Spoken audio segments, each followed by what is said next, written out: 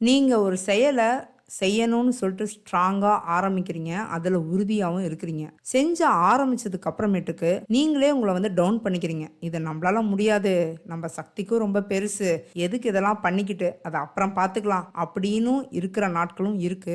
அந்த மாரி சமயத்துல ஒரு சில பேர், "உனக்கு எதுக்கு இந்த தேவையில்லாத வேல? கம்முனு வச்சுட்டு வேற வேல இருந்தா பாரு. டைம் தான் வேஸ்ட்டு." அப்படின்னு சொல்றவங்களும் ஒரு சில பேர் இருக்காங்க. ஒரு சில பேர், "நீ கண்டிப்பா பண்ணு. உன்னால முடியும்." அப்படின்னு மோட்டிவேட் பண்ற ஆட்களும் இருக்காங்க. டீமோட்டிவேட் பண்ணாலும் சரி, மோட்டிவேட் பண்ணாலும் சரி, உண்மையாலுமே நீங்க என்ன நெனைக்கிறீங்க? "நம்பளால முடியும். நம்ப கண்டிப்பா இத செஞ்சரணும்." அப்படின்னு நெனச்சுக்கிட்டு, அதுல உறுதியா இருந்து, நீங்க ஹார்ட் ஒர்க் பண்ணீங்கன்னா, டெஃபினட்டா வெற்றி உங்களுக்கு மட்டும் தான். எடுத்துக்காட்டுக்கு நான் ஒரு இன்சிடென்ட் சொல்லலாம்னு இருக்கேன். ஒரு நாள் ஒருத்தன் வந்து கம்பெனிக்கு இன்டர்வியூக்கு போறான். ஜாயினும் பண்ணிர்றான். ஜாயின் பண்ண முதல் நாள்லயே, "இந்த கம்பெனியோட சிஓவா ஆயிரணும்ப்பா." அப்படின்னு அவங்க ஃபிரெண்ட்ஸ் கிட்ட சொல்லிட்டு இருக்கான். அது காமெடியாவும் இருக்கலாம், இல்ல சீரியஸாவும் இருக்கலாம். அந்த பையன் டெஃபினட்டா அந்த கம்பெனியோட சிஓவா ஆகணும் அப்படின்னு நெனச்சுக்கிட்டு, அதுக்கான முயற்சியில ஈடுபட்டா டெஃபினட்டா சிஓவா ஆகலாம். அந்த பையன் அந்த கம்பெனியோட சிஓவா ஆனானா இல்லையா? அப்படிங்கிறத பத்தி தான் இந்த கதை.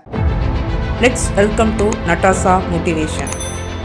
இது வந்து ஒரு ட்ரூ இன்ஸ்பிரேஷனல் ஸ்டோரின்னு சொல்லலாம். இந்த கதைய முழுசா கேளுங்க. நீங்களும் கண்டிப்பா நீங்க என்ன நினைக்கிறீங்களோ அதுவாவே ஆவீங்க. ஓகே, கதைய ஆரம்பிக்கலாம். ஸோ நம்ம வந்து இன்டர்வியூக்குலாம் அப்ளை பண்றோம். அது நாக்குரி மூலியமாவும் அப்ளை பண்ணலாம், லிங்க்டின் மூலியமாவும் அப்ளை பண்ணலாம் இல்லையா? அது வந்து இப்போ ஒரு ஒரு 100 வருஷத்துக்கு முன்னாடி வந்து பார்த்தீங்கன்னா, இந்த மாரி அப்ளிகேஷன்லாம் கிடையாது. ஒரு போஸ்டர்ல மூலியமா தான் வந்துட்டு நம்மளுக்கு வந்து என்ன வேலைங்கிறது தெரியும். அந்த மாரி ஒருத்தன் வந்து தெருவுல வந்து பேப்பர் வித்துக்கிட்டு இருக்கான். ஏதோ சின்ன சின்ன வேலைகள் பார்த்துட்டு இருக்கான்னு வச்சுக்கோங்களேன். அந்த டைம்ல டக்குன்னு வந்து ஒரு போஸ்டர வந்து பார்க்குறான். இந்த மாரி வந்து இத்தனை 20 ஸ்கில் வந்து லிஸ்ட் அவுட் பண்ணியிருக்காங்க. இந்த ஸ்கில் எல்லாம் உங்களுக்கு இருந்துச்சுன்னா, இந்த வேலை வந்து உங்களுக்கு உறுதி அப்படிங்கிற மாரி ஒரு போஸ்டர வந்து படிக்கிறான். அதாவது நம்ம ஊர்லலாம் வச்சிருப்பாங்கல்ல, ஆண், பெண் வேலைக்கு தேவை பிஇ ஆர் எனி டிகிரி அந்த மாரி போட்டிருப்பாங்க. 10 முதல் 15,000 வரை சம்பளம் அப்படிங்கிற மாரிலாம் போட்டிருப்பாங்க இல்லையா? அந்த மாதிரி அந்த போஸ்டர்லயும் வந்து 20 ஸ்கில் மென்ஷன் பண்ணியிருக்காங்க. இவ்வளோ சேலரி, இவ்வளோ எக்ஸ்பீரியன்ஸ் எல்லாம் போட்டிருக்காங்க. அத பார்த்துட்டு உடனே அந்த பையன் வந்துட்டு ஓகே, நம்ம வந்து வேலையும் இல்லாம இருக்கோம். சரி, இதுக்காவது போயிட்டு அப்ளை பண்ணுவோம். நம்மளுக்கு கண்டிப்பா வேலை கிடைச்சிரும்னு நினைக்கிறேன் அப்படின்னு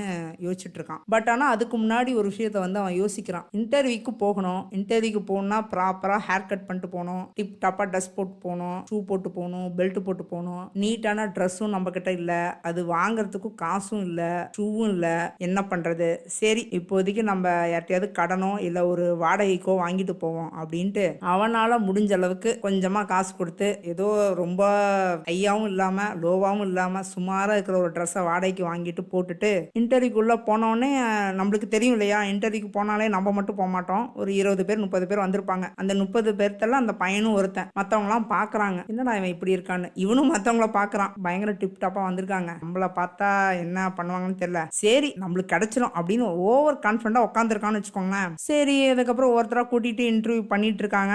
இவனை பேரையும் கூப்பிடுறாங்க. இன்டர்வியூர் வந்து இவனை பார்க்கறாரு. என்னடா பார்க்க பஞ்ச பரதேசி மாதிரி இருக்கானே, இவனெல்லாம் நம்ம எடுக்கணுமா? சரி, ஏதோ ஒன்று இன்டர்வியூக்கு வந்துட்டான், இவன் அப்படியே வெளியில போன்னு சொன்னாலும் அது பெரிய பிரச்சனை ஆயிடும், நம்ம கம்பெனிக்கு கெட்ட பேர் ஆயிடும். சரி, 10ஓடு 11னா இவனே இன்டர்வியூ எடுத்துருவோம் அப்படின்னு அந்த இன்டர்வியூர் வந்து கொஸ்டின் கேட்க ஆரம்பிக்கிறாரு. ஏப்பா, உன் ப்ரொஃபைல பார்த்தேன், எக்ஸ்பீரியன்ஸும் இல்ல, 20 ஸ்கில் மென்ஷன் பண்ணியிருக்கேன், அதுவும் உனக்கு இல்ல, எதை வச்சு நான் உனக்கு வேலை கொடுக்கறது அப்படின்னு கேட்கறாரு. நான் உனக்கு கேட்கட்டுமா அப்படின்னு கேட்கறாரு. கேளு அப்படின்னு சொல்றாங்க. இந்த 20 ஸ்கில் இருந்தா அவன் வந்து டெஃபினட்டா உங்க கம்பெனிக்கு நல்லா உழைச்சு கொடுத்துருவானா? உங்களுக்கு நல்லா வருமானம் வந்துரும் நீங்க நினைக்கிறீங்களா? அப்படின்னு கேட்கறான் அவன். என்னடா இது எப்படி கேட்கறான் அப்படின்னு இன்டர்வியூர் வந்து, சரி வேற என்ன ஸ்கில்ஸ் தேவைன்னு நீ நினைக்கிற அப்படின்னு இன்டர்வியூர் வந்து அந்த பையன்கிட்ட கேட்கறாங்க. 20 ஸ்கில் இருந்தாலும் ஒருத்தன் சோம்பேறியா இருந்தா அவனால வந்துட்டு ஒரு தொழிலையோ இல்ல ஒரு வேலையையோ ஒழுங்கா பார்க்க முடியாது. பட் ஆனா ஒருத்தங்கிட்ட ஆர்வமும் விடாமுயற்சியும் இருந்தா டெஃபினட்டா அவன் சக்சஸ் ஆயிடுவான். அது என்கிட்ட இருக்குங்க அப்படின்னு கான்பிடண்டா பேசுறான். பரவாயில்லையே, இவன் சொல்றது கரெக்டா தான் இருக்குது. இதெல்லாம் இருக்கட்டும், சரி இதெல்லாம் ஓகே, நீ வேலை செஞ்சிருவேன்னு வச்சுக்கோ. பட் ஆனா உனக்கு எந்த எக்ஸ்பீரியன்ஸும் இல்லையே. அட்லீஸ்ட் பேசிக் எக்ஸ்பீரியன்ஸாவது இருக்கணுமே இந்த கம்பெனியை பத்தி. இதுல என்னென்ன ப்ராடக்ட்லாம் இருக்கு, அந்த ப்ராடக்ட்டை எப்படி ஹேண்டில் பண்றது, அந்த மாதிரிலாம் வந்து ஒரு பேசிக் இண்டஸ்ட்ரி எக்ஸ்பீரியன்ஸ் வந்து இருக்கணும்ல அப்படின்னு சொல்றாரு. ஏங்க, நான் ஒன்னு சொல்லுவேன், ஆனா கோவப்படக்கூடாது அப்படின்னு அந்த பையன் சொல்றான். சரி சொல்லு அப்படிங்கிறாரு அவரு. குழந்தை கூட தான் பிறந்து வருது, தானா நடந்து தானா எந்திரிச்சு தானா கீழே விழுந்து ஏதோ வந்துருது இல்ல, அந்த மாதிரி நீங்க செய்யற வேலையை பார்த்தாலே நான் கத்துக்குவேன். என்னால கத்துக்கிட்டு என்னால வந்து கண்டிப்பா நல்லா கம்பெனிக்காக உழைக்க முடியும். நல்ல ப்ராஃபிட்டையும் நான் வந்து கம்பெனி குடுப்பேன் அப்படின்னு பயங்கர ஸ்ட்ராங்கா பேசலாம். அதாவது சொல்லுவாங்கல்ல பெரியவங்கலாம், "வாயிருக்க பிள்ளை பொழச்சுக்கும். உனக்கு ஒண்ணுமே தெரியலனாலும் நீ பேசினா பொழச்சுக்குவ." அந்த மாரி தான் இந்த பையனும். ஆனா வெறும் வார்த்தையா மட்டும் இருக்கக்கூடாது. செயல்லயும் அந்த வார்த்தையோட அந்த ஃபோர்ஸ் இருக்கணும் அப்படிங்கிறது என்னோட கருத்து. சரி ஓகே. இந்த பையன் ஏதோ பேசுறான், ஏதோ பண்ணுவான். அந்த 4 பேர் இன்டர்வியூ எடுக்குறாங்க. அதுல வந்து 2 பேரு இவன்லாம் வேலைக்கு ஆகமாட்டான் அப்படின்னு சொல்றாங்க. மீதி 2 பேரு யோசிக்கிறாங்க. அதுல ஒருத்தர் வந்து சரி ஓகே இவனுக்கு ஒரு சான்ஸ் குடுத்து பார்ப்போம். எப்படி வேலை செய்றான்ட்டு. இவன் பேசுற பேச்சுக்கு கரெக்ட்டா வேலை செய்றானான்னு பார்ப்போம். இல்லன்னா வேலை விட்டு தூக்கிருவான் அப்படிங்கிற மாரி ஒரு மைண்ட் செட்டுக்கு வராங்க.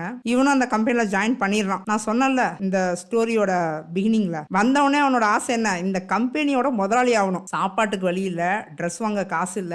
எல்லாம் நான் சொன்ன மாதிரி தான் பஞ்ச பரதேசி மாதிரி வராங்க அப்படிங்கிற மாதிரி தான். ஆனா அவனுக்கு ஒரு பெரிய ஆசை பாத்தீங்களா? சிஓ ஆயிடணும். பட் ஆனா அவனோட கடின முயற்சியால விடாம என்னென்ன ஸ்கில்ஸ் கத்துக்கணுமோ எல்லாமே கத்துக்கிட்டான். என்னென்ன அதுக்கு தேவையோ கம்யூனிகேஷன் ஸ்கில் கத்துக்கிட்டான். அந்த ப்ராடக்ட்டை பத்தி கத்துக்கிட்டான். அந்த பிசினஸ் எப்படி ரன் ஆகுது, எங்க இருந்து எங்க போகுது, எப்படி டர்ன் ஓவர் ஆகுது, ஒரு ப்ராஃபிட் வரணும்னா நம்ம என்னென்னலாம் பண்ணணும் அப்படிங்கிறத பத்தி எல்லாமே வந்து அவன் கத்துக்கிட்டான். இதெல்லாம் கத்துக்கிட்டு உலகத்திலே வந்து நம்பர் 1 கோடீஸ்வரனாவும் ஆனா. அதே போல நிறைய கம்பெனிகளை வாங்கி அதை ப்ராஃபிட்டாவும் ஆக்கி காமிச்சான். யாரு தெரியுமா? The great Henry Ford. அவரை பத்தி தான் இவ்வளோ நேரம் நம்ம பேசணும். அந்த மாதிரி தான் நீங்களும் உங்க லைஃப்ல வந்து நம்ம ஒரு விஷயத்தை அடையணும், கண்டிப்பா நம்ம அதை செஞ்சு முடிச்சிடலாம் அப்படின்னு உறுதியா இருந்து அதுக்கான ஹார்ட் ஒர்க்கை அதுக்கான டைமை நீங்க ப்ரெசீஸா யூஸ் பண்ணீங்கன்னா டெஃபினட்டா நீங்க அதை வந்து அச்சீவ் பண்ணலாம்.